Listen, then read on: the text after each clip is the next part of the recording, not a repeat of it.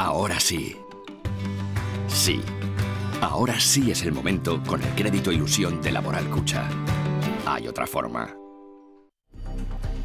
La localidad navarra de Lesaca, convertida en plató de cine, se graba estos días la última película del director Fernando Berrués, centrada en el libro de Bernardo Achaga, el hijo del acordeonista. Cuenta la historia de dos amigos militantes de la banda terrorista ETA en los últimos años de la dictadura. Es una historia, bueno, en nuestro ámbito, tiene pues el ADN de todas las generaciones de los 50, 60 en adelante, pero a la vez es una historia pues absolutamente universal porque habla de amistad. ¿Qué tal? Muy buenas tardes. Martes de rodaje en Navarra, 7 semanas que van a transcurrir entre Navarra y Guipúzcoa. La película se espera estrenar a comienzos del año próximo. Comenzamos.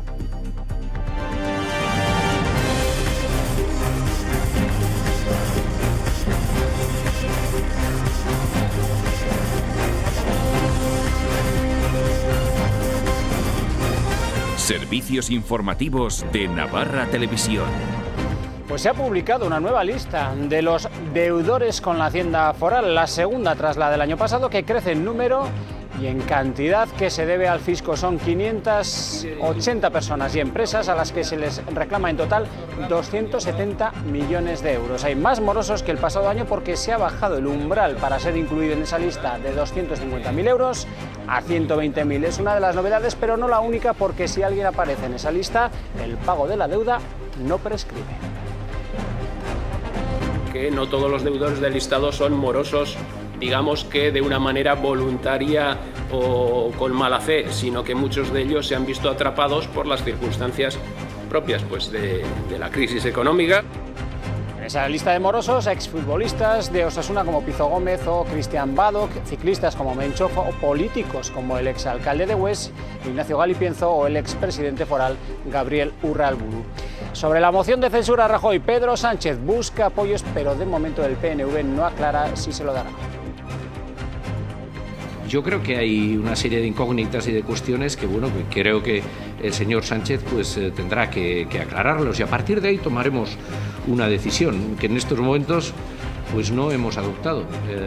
Ya veremos.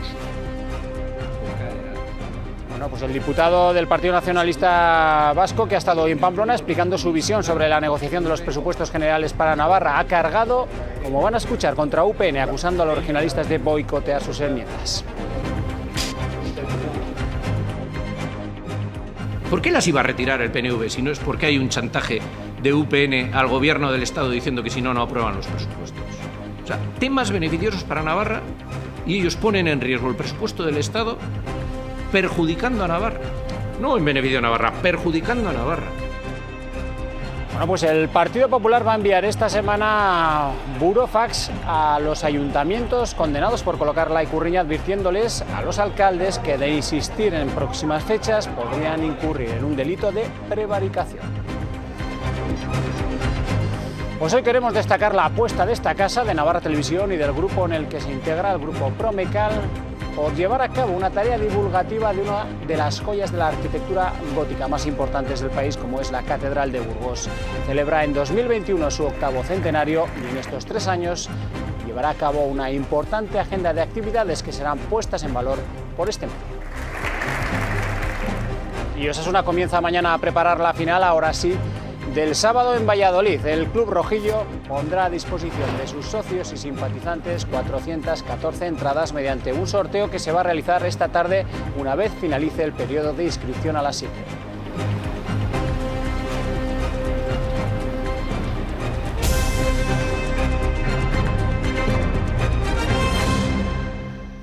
...580 personas y empresas son los grandes deudores de Navarra. Entre todos ellos deben a las arcas forales 270 millones de euros. La Hacienda Foral ha hecho pública la lista de todos ellos, en las que destacan especialmente empresas constructoras. Del año pasado se recuperaron 9 millones. En un año la lista ha aumentado en 260 personas y empresas más, y la cantidad que deben ha pasado de 238 a 270 millones de euros. La construcción se lleva la palma y una de sus firmas ostenta el récord con más de 5.700.000 euros de deuda. Y es de justicia establecer esa diferenciación entre unos, digamos, los que estarían más influenciados por la mala fe, y otros que, como digo, es pues o mala suerte o cierta falta de habilidad empresarial. Vuelven a aparecer en la lista personas que ya estaban hace un año, como el expresidente Gabriel Urralburu. También la que es bodega familiar de la parlamentaria Ana Beltrán, con una deuda que ha aumentado, al igual que Arián, empresa que estuvo gestionada por el vicepresidente Ayerdi. Aparece por primera vez el que fuera alcalde del Valle de Hues, Iñaki Galipienzo. Nos gustaría que la respuesta fuera otra, ¿no?, por parte de los deudores y, bueno, pues se produjera realmente una mayor demanda por satisfacer esas deudas, pero la realidad es la que es. En cuanto a qué opinan, pues claro, habrá que ponerse en la cabeza de los 580 deudores, con lo cual es muy complicado. Sí que es verdad que no tiene el efecto disuasorio radical que nos gustaría. Esta lista se elabora con las personas y empresas que adeudan más de 120.000 euros y a los que se les advirtió hace unas semanas de la posibilidad de salir en la misma si no regularizaban la situación. Ninguno lo hizo de forma íntegra. Y el Partido Nacionalista Vasco sigue sin despejar la incógnita de si va a apoyar o no la moción de censura a Mariano Rajoy. Espera que Pedro Sánchez aclare exactamente para qué se pretende esa moción.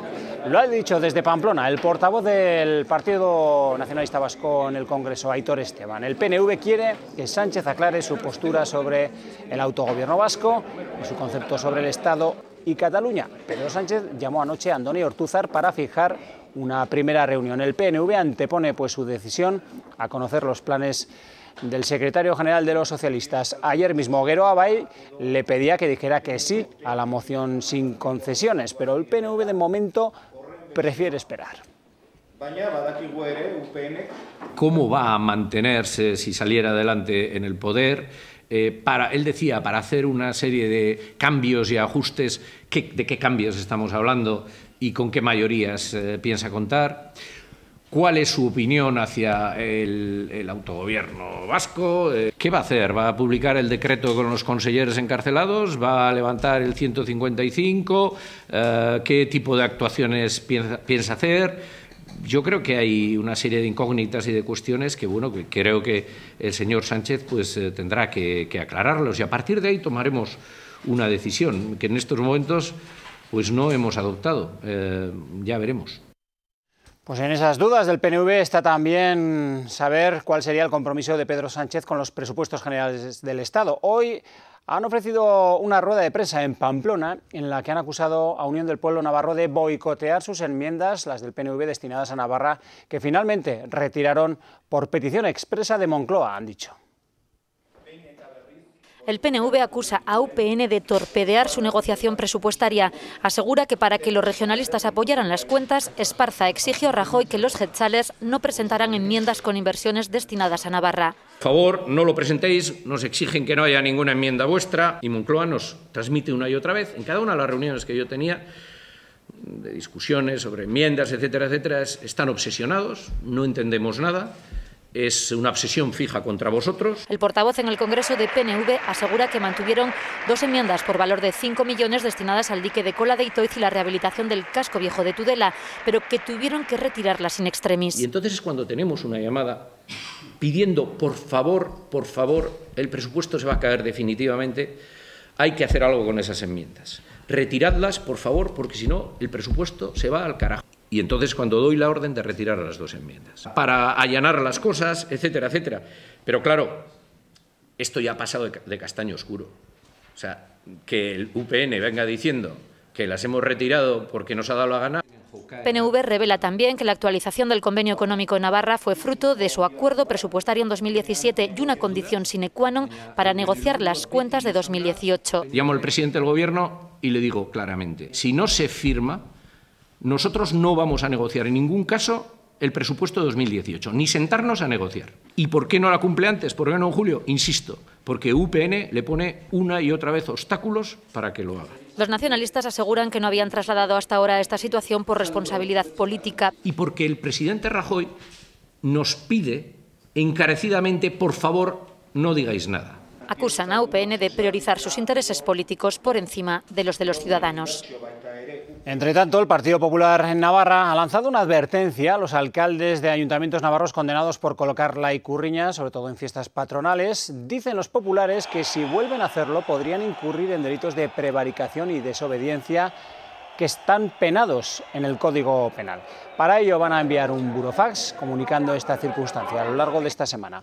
Los ayuntamientos condenados por la colocación son Allegui, Berriozar, Burlada, Estella, Echarri Aranaz, Barañain, Tafalla, Villaba, Irurzun, Vera de Bidasoa, Olazagutia y Pamplona. Tras dejar a Navarra sin ley de símbolos, la geografía foral se llenó el pasado verano, como he dicho, de ikurriñas en las fiestas patronales. Y la delegación del Gobierno de España en Navarra recurrió esas acciones, pues no tener ley de símbolos no significa que se pueda colocar cualquier bandera en las fachadas de un edificio oficial e institucional.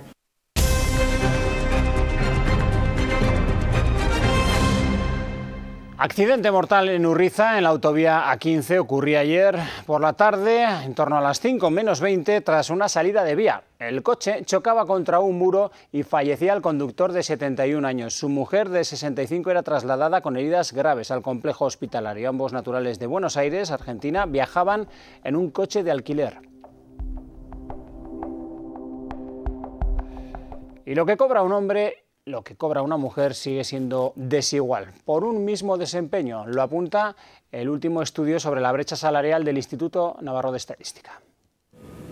Los hombres trabajan lo mismo que sus compañeras, pero no cobran igual, cobran más, un 28% más según el último estudio en Navarra, que sitúa de media un salario bruto de 26.468 euros al año frente a los algo más de 23.000 que cobra el resto de españoles de media. Un 10% menos que los navarros. Según ese informe, en 2016 los salarios crecieron un 2,4% en Navarra, situándose como la tercera comunidad en España por detrás de Madrid y País Vasco, con los sueldos más altos. No obstante, y como apunta el informe, las mujeres siguen estando en desventaja respecto a los hombres. La brecha salarial las coloca con un salario equivalente al 72% de los hombres. Y siguen siendo las mujeres las que son mayoría en un tramo del estudio que mide el número que se encuentra por debajo del salario mínimo interprofesional, es decir, cobrando poco más de 9.000 euros al año. Son el 14% de ellas frente al 6% de ellos. El sector servicios es el que peor nóminas ofrece a fin de mes frente a la industria, donde los salarios son los más altos. Eso sí, el salario más frecuente en términos globales se sitúa en poco más de 15.000 euros. No parece ser el caso de los trabajadores con más años de experiencia y más edad, que son los mejor retribuidos frente a los que tienen menos de 25 años, que se encuentran a la cola.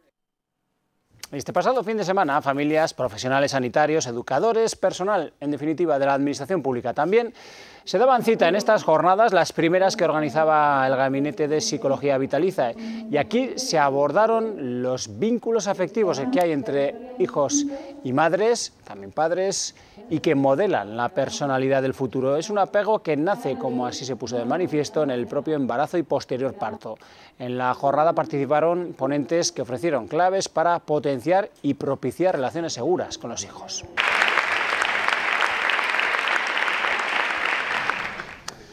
Y comienza hoy la cuarta edición de la campaña Ningún Niño Sin Bigote. Es una campaña de recogida de leche que impulsa la obra social La Caixa para abastecer a los más de 200.000 niños que acuden a los bancos de alimentos españoles. Ambas entidades alertan de que, a pesar de que mejoran los datos macroeconómicos, la tasa de pobreza infantil no disminuye en la misma proporción. Colaborar con esta iniciativa es tan sencilla como llevar leche a los bancos de alimentos, mandar un mensaje con la palabra leche al 28024 o haciendo una aportación a través de la página web granrecogidadeleche.es. El año pasado en la misma campaña conseguimos llegar al 1.200.000 litros. Vamos a ver si este año somos capaces de superarlo entre todos. El objetivo de la campaña, evidentemente, hay una parte de sensibilización de la sociedad y hay un objetivo operativo claro, que es la recogida de leche, que va a parar a los bancos de alimentos provinciales y a través de las entidades sociales van a parar a los niños y a las familias que están en situación de pobreza.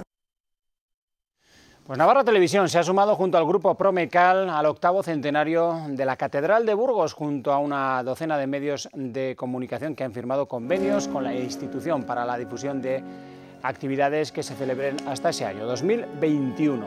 Esta mañana se ha celebrado el acto de la firma con presencia de las principales autoridades burgalesas, además de esos medios de comunicación. Con la firma se adquiere un compromiso para llevar a cabo una labor divulgativa de manera fundamental con las principales actividades y celebraciones que se pongan en marcha en los próximos 3 años. Navarra y Burgos comparten un patrimonio de la humanidad como es el Camino de Santiago, pero Burgos tiene 2 más, como es el yacimiento de Atapuerca y la Catedral de Burgos. Navarra Televisión apuesta por la cultura y tenía que estar aquí colaborando en este 8º centenario de la Catedral de Burgos. Habrá que venir, habrá que verlo y habrá que contar todo lo que va a ocurrir aquí en los próximos 3 años. La grandeza de los niños es que nunca dejan de soñar.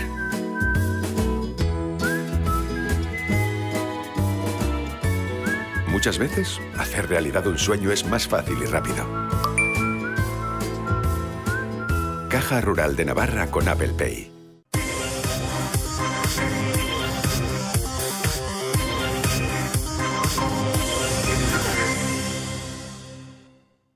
No será hasta mañana cuando Osasuna comience a preparar la final del sábado en Valladolid, pues hoy la plantilla disfruta de descanso. Esta tarde se realiza el sorteo de adjudicación de las 414 entradas disponibles para Pucela entre los socios y simpatizantes que aún se pueden inscribir.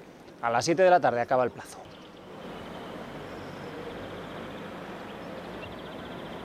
Y Navarra tendrá de momento 2 representantes en Segunda División B. Al Tudelano se le une Elizarra. No pudo ser otro que su capitán Bruno Araiz el que lograra el tanto de la permanencia en el minuto 11. Los estellicas derrotaron a la Llagostera en Mercatondoa tras el empate a 0 cosechado la semana anterior en tierras catalanas. No obstante, Elizarra sufrió de lo lindo, pues un gol clasificaba a los visitantes.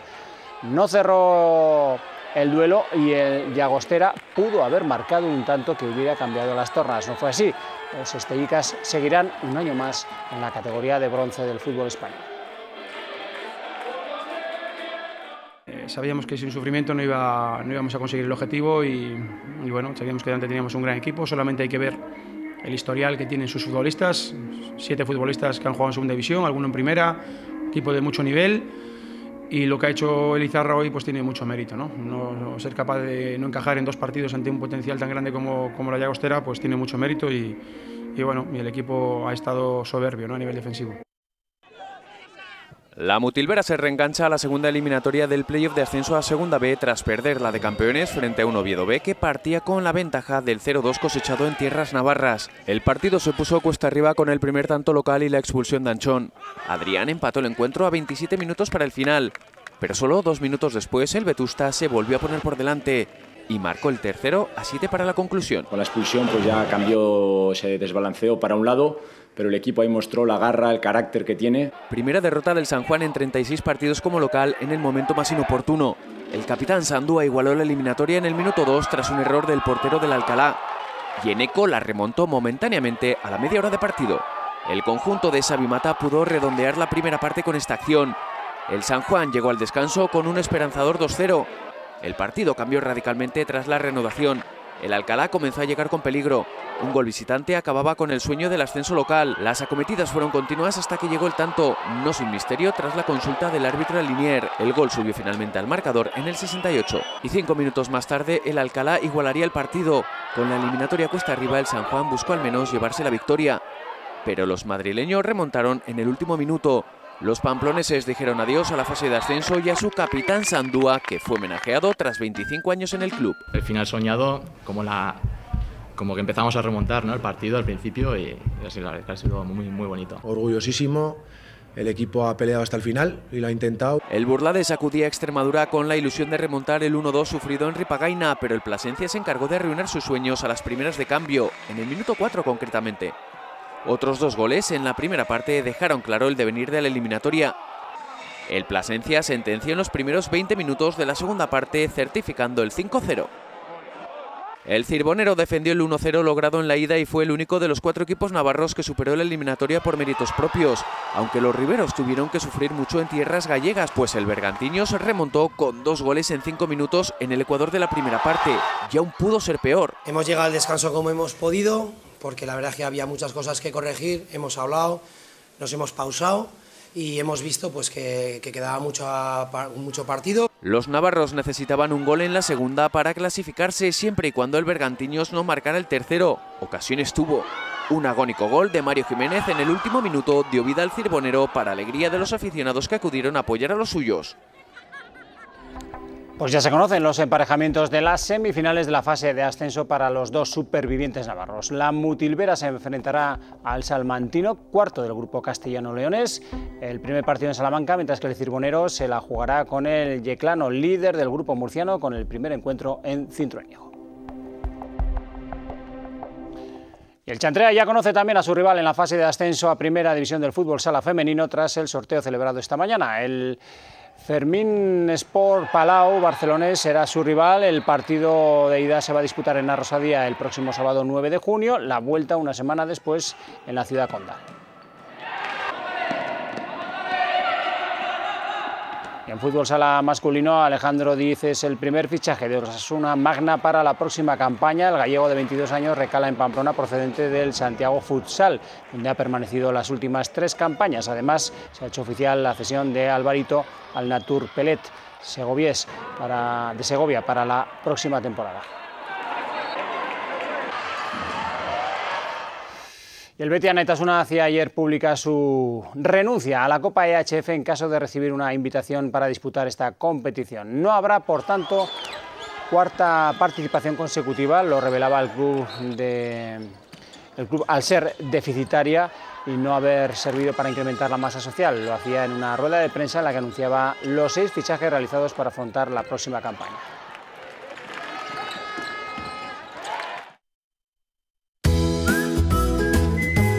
La grandeza de los niños es que nunca dejan de soñar.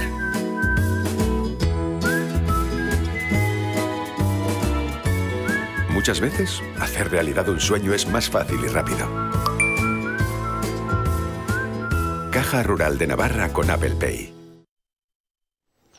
El navarro Iñaki Fernández Irurre ha sido el ganador del concurso de carteles de fiesta de Santana de este año. Con este cartel lo hacía con la obra En Tudelates, pero también ha obtenido el accésit del certamen con su trabajo Punto de Encuentro. Es la tercera vez que obtiene el primer premio. En el Saca estos días se rueda la adaptación cinematográfica del Hijo del acordeonista de Bernardo Achaga, bajo la dirección de Fernando Berrués. Esta película lleva a la gran pantalla una historia de amistad entre 2 antiguos militantes de ETA. ¡Acción! Le Saca es estos días un set de rodaje, el ir y venir del equipo de producción, el sonido de la claqueta y los extras, ataviados con el vestuario de la época, han tomado las calles de la localidad. Todo para el rodaje de la adaptación cinematográfica del Hijo del acordeonista de Bernardo Achaga. Es una historia, bueno, en nuestro ámbito, tiene pues el ADN de todas las generaciones de los 50, 60 en adelante, pero a la vez es una historia pues absolutamente universal porque habla de amistad. La historia descansa sobre 2 vidas, 2 amigos que se despiden y 2 mundos. Por ejemplo, el contraste entre el mundo urbano y el mundo y esa pulsión poderosa de la naturaleza, de ese mundo primigenio, de esa ruralidad todavía sin contaminar, que uno de los protagonistas pues le tira y le llama, mientras que el otro le llama mucho más, pues, un mundo más intelectual, más urbano y tal. Esas 2 tensiones son también son importantes. David, uno de los protagonistas, está muriendo y Joseba, su amigo de la infancia, acude a despedirse de él. Yo voy a ser Teresa. Es un personaje muy potente en esta historia porque es un poco como que flota un poco por encima de todo lo que está pasando, ¿no? Y la época. Y no sé, ella está muy enamorada del protagonista, de David, desde siempre. Y bueno, va a sufrir un poco por ese amor. Y eso, estoy muy contenta porque es un personaje precioso. He estado sobre todo, me ha gustado sobre todo preguntar en la familia, ¿no? Por esa gente que ha vivido en esta época, en pueblos como Baba, ¿no? Un engranaje perfecto para hacer surgir la magia del cine. La secuencia que estaba hoy en el plan de grabación incluía también la participación de numerosos extras. Bien, la primera vez que vengo y bueno, positiva, muy entretenida y bueno, una cosa diferente. Mira, yo creo que había tocado muchos palos, cantar, he hecho teatro, he hecho cosillas y lo único que no había hecho era cine y de repente me dio la neura. Antes de morirme quiero oír, se rueda y me encantó. Estamos viendo un pequeño secuencia. Como del pueblo, pues venimos a cuscusear. El rodaje se llevará a cabo durante 7 semanas en Navarra y Guipúzcoa y se espera que llegue a la gran pantalla a comienzos del año que viene. ¡Acción! Pues de Lesaca a Pamplona, porque este fin de semana llega a los cines Golem el documental Hasta mañana si Dios quiere. Está dirigido por la realizadora navarra Ainara Vera. Narra el día a día de una comunidad de monjas franciscanas. Juntas sus vidas acumulan más de 1000 años. En el documental se muestran sus rutinas, una hermosa sucesión de pequeñas tareas cotidianas como barrer, fregar, rezar, mirar por la ventana o charlar. La película se podrá ver en Pamplona hasta el 7 de junio. Así nos vamos. Más noticias a las 8:30 con Fermín Aspeñas. Una feliz tarde.